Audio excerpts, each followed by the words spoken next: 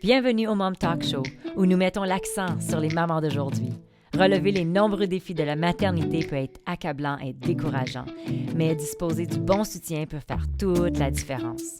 Nous sommes fiers de vous fournir des informations utiles et fiables pour vous aider dans votre parcours de maman. Merci de vous joindre à nous dans cette aventure passionnante de la maternité. Bonjour et bienvenue à Mom Talk, le talk show pour les mamans. Aujourd'hui, nous allons faire une mise à jour sur les virus respiratoires avec Dr. Céline Bergeron. Céline est une pneumologue à l'hôpital général de Vancouver. Donc, bienvenue Céline, bienvenue à Mom Talk. Merci Geneviève de l'invitation, ça me fait plaisir d'être ici.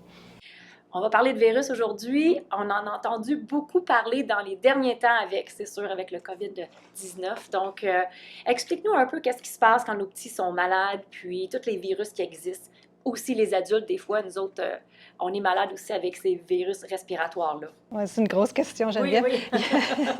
il y a beaucoup de différentes sortes de virus qui vont nous causer des rhumes. Comme les rhumes banals qu'on va avoir souvent, autant les jeunes que les adultes. Puis, on connaît COVID-19 maintenant depuis les 3 dernières années, qui nous embête, mais qu'on commence à vivre avec, puis qu'on se défend mieux maintenant. Puis, ce qui a embêté beaucoup dernièrement dans les nouvelles, c'est le virus respiratoire syncytial, qui affecte les jeunes enfants, qui vont avoir de la misère à respirer quand ils sont infectés avec, qui doivent aller à l'urgence pour avoir un support pour les aider à passer à travers l'épisode d'infection avec le virus. Ouais. On en a parlé beaucoup, je trouve, dans les derniers temps, puis je trouve que le virus syncytial, comme tu dis, a rendu quasiment les enfants un petit peu plus malades dernièrement. On dirait que c'était pire que les autres années. C'est-tu moi ou j'avais l'impression de ça? Il y en a toujours eu des vagues de virus respiratoire syncytial, mais c'est vrai qu'avec les précautions qu'on avait avec COVID-19, où on voyait personne, pas de famille, qu'on restait dans nos petites bulles, il y avait moins de transmission. Les gens faisaient moins de rhume aussi. Ça vaut pour les adultes et les enfants. Il y en avait beaucoup moins. Les gens étaient moins malades. En mettant le masque, en se lavant les mains plus souvent, ça marchait. Puis les gens étaient moins malades. Puis en levant les restrictions sanitaires, on a vu une recrudescence des virus, dont celui-là, le virus respiratoire syncytial.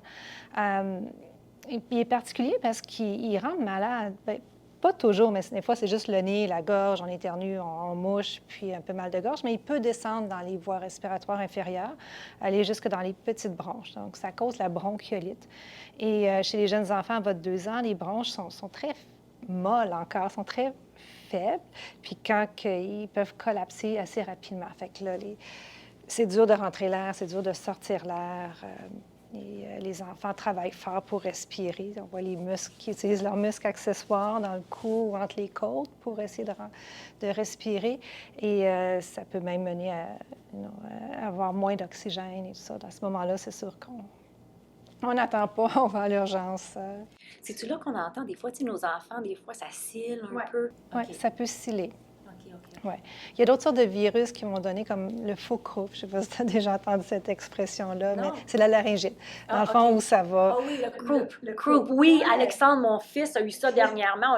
À l'hôpital, on a eu peur. OK. Bien, ça, c'est un autre sorte de virus para-influenzé, le virus para-influenzé, qui peut donner ça aussi. Fait que ça fait un autre bruit particulier. Tu as l'impression qu'ils vont étouffer ou qu'ils respirent. Ouais. Oui, je peux comprendre. Mais la majorité des rhumes, c'est le rhinovirus, puis c'est juste le nez congestionné, on sent mal, un petit peu de fièvre, mal de gorge, on éternue, mais c'est mal de tête, mais c'est pas pire que ça. Là. Donc, c'est comme ça se manifeste, le rhume en tant que tel. Donc, on va parler de fréquence. Là. Est-ce que les enfants ont généralement plus de rhume ou de grippe que les adultes? Y a-t-il des statistiques là-dessus? Oui, bien, en bas de 6 ans, on estime que c'est normal jusqu'à 6 à 8 rhumes ou épisodes de rhume par année. Puis en haut de 6 ans, puis les adultes, c'est habituellement 2 à 4 par année. OK. Considéré comme normal. Ouais. Puis, on le sait un petit peu à ce temps comment ça se transmet, tous ces virus-là, mais donc c'est pas mal tout comme le COVID-19, il faut rester à 2 mètres, ça ne dérange pas si c'est l'influenza ou bien non, c'est d'autres virus. Oui, ça, c'était déjà une bonne pratique avant la COVID-19 de garder 2 mètres, comme on disait, comme 2 bras de distance comme ça, là, entre les personnes. Ça, c'était quelque chose qu'on faisait depuis déjà très longtemps. Puis ça protège, parce que c'est surtout transmis par les gouttelettes quand on parle, quand on tousse, quand on éternue. Le virus va être dans les gouttelettes, puis les gouttelettes sont en suspension pendant un bout de temps avant de tomber par terre. Donc, si on est à côté, on va le recevoir. Si on éternue puis qu'on reçoit des petits morceaux de gouttelettes dans les yeux directement, bien là, ça, c'est encore pire. Mettons quelqu'un qui est vraiment proche puis qui projette, ça va être une autre façon. Donc, c'est très facile de contracter par les yeux puis le nez, plus que la bouche? Les muqueuses aussi, en général, les mains aussi, hein, on sait laver les mains avec COVID, on l'a appris, mais c'est connu. On se touche le nez, un petit peu la bouche, on a nos virus dessus, on donne une poignée de main à quelqu'un, puis il ne se lave pas les mains tout de suite, puis il se touche son nez ou il se frotte l'œil, puis le virus va rentrer comme ça. C'est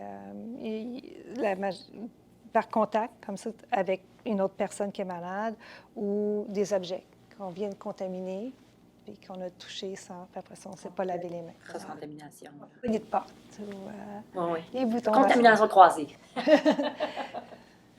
Oui. Là, on va parler un petit peu de COVID-19. Comment ça se présente, les enfants, les adultes, puis on parle aussi du long COVID. Est-ce qu'on peut toucher là-dessus un petit peu? Oui. Il y a toutes sortes de présentations. Ça peut être de aucun symptôme jusqu'à être en insuffisance respiratoire aux soins intensifs intubé. C'est vraiment très variable. Puis les symptômes peuvent être comme un rhume banal. Fait que on n'a pas besoin de faire de fièvre ou d'avoir... Ça peut être vraiment juste le nez congestionné, un petit mal de gorge ou même pas, puis ça peut être COVID. Surtout chez les gens qui sont vaccinés, ils ne font pas des maladies aussi sévères, fait que les symptômes ne sont pas aussi importants. Fait que c'est... Il ne faut pas dire « Ah, c'est juste un rhume ». Ça pourrait être aussi COVID, puis on pourrait le transmettre à quelqu'un qui pourrait en souffrir plus que nous aussi. Fait qu'il faut vraiment être prudent de ce côté-là. Mais c'est ça. Les principes, nez congestionné, éternuement, mal de gorge. Avec COVID, on peut avoir aussi une atteinte dans les poumons, donc ça donne comme une pneumonie, une inflammation dans les poumons qu'on va voir aussi. Donc les gens peut l'avoir juste un petit peu ou peut avoir besoin juste un peu plus d'oxygène jusqu'à avoir besoin d'être sur un support ventilatoire aux soins intensifs. Il y a des complications aussi chez les enfants du syndrome inflammatoire multisystémique qu'on a entendu parler. C'est très rare quand même avec l'infection en COVID, mais ça peut arriver. Il y a beaucoup d'inflammation dans différents organes. Ça peut être les poumons, le cœur, les reins, différents organes qui vont avoir de l'inflammation. Et ça, naturellement, il faut être à l'hôpital pour être supporté puis récupérer de ça. Mm-hmm. Puis, là, on va parler comment qu'on traite. Là. Il y a plusieurs virus. On commence par le rhume, la grippe, puis on continue avec ça. Là. Par quoi qu'on commence quand on... La majeure partie du temps, je veux dire, on est en bonne santé, on va souffrir quelques jours, mais on va récupérer de ça. Donc, on reste à la maison 6 heures, on ne veut pas le transmettre à d'autres personnes. On va prendre soin, on va essayer de bien manger, s'hydrater, puis prendre de l'acétaminophène, du Tylenol pour aider pour les malaises, les douleurs musculaires ou la fièvre ou les mal de tête, pour passer au travers.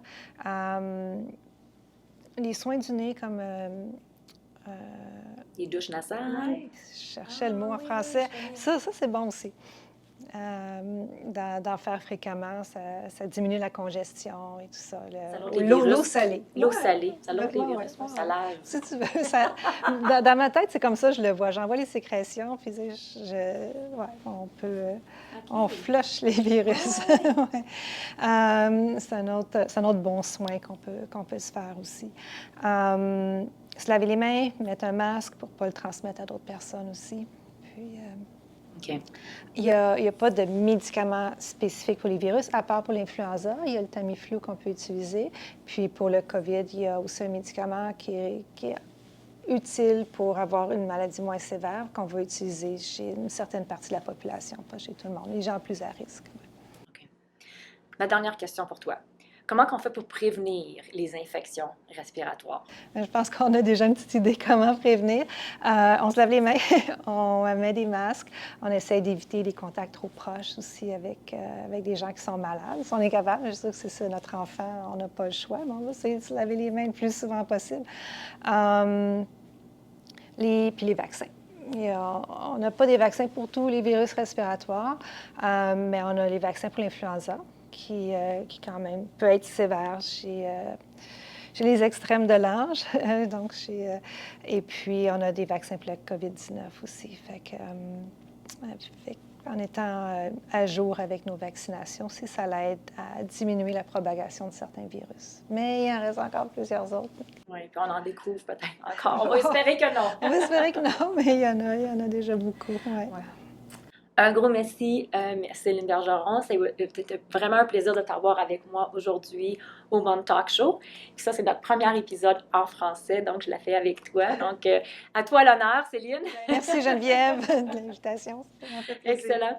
Pour toutes les mamans qui nous écoutent, si vous voulez nous contacter ou pour visionner nos épisodes disponibles, visitez notre site web à mom-talk.ca. Vous pouvez également trouver nos podcasts sur notre site Internet et on est également sur YouTube à Mom Talk et également sur la chaîne YouTube de le Tri-Cities Community Television. Si vous êtes un expert, n'hésitez pas à me contacter. Peut-être que, comme Céline, vous voulez venir vous joindre avec moi. So, Mom Talk tient à remercier nos généreux commanditaires, la télévision communautaire de Tri-Cities, TELUS Optic TV et la Société francophone de Maillardville. Si vous connaissez une maman qui aurait intérêt ou qui aimerait écouter cet épisode, s'il vous plaît, partagez cet épisode avec elle. Rappelez-vous, il est important de rire, de continuer à apprendre, les mamans, de chérir votre village et d'être fidèle à vous-même. Je suis Geneviève Carlefebvre et ça a été un plaisir d'être avec vous aujourd'hui. Bye! Rendez-nous visite sur mom-talk.ca pour accéder à notre bibliothèque de podcasts et rester à jour avec notre dernier contenu. Suivez-nous sur les réseaux sociaux pour obtenir plus de conseils, d'astuces et d'inspiration. Merci de vous joindre à nous dans cette aventure passionnante de la maternité.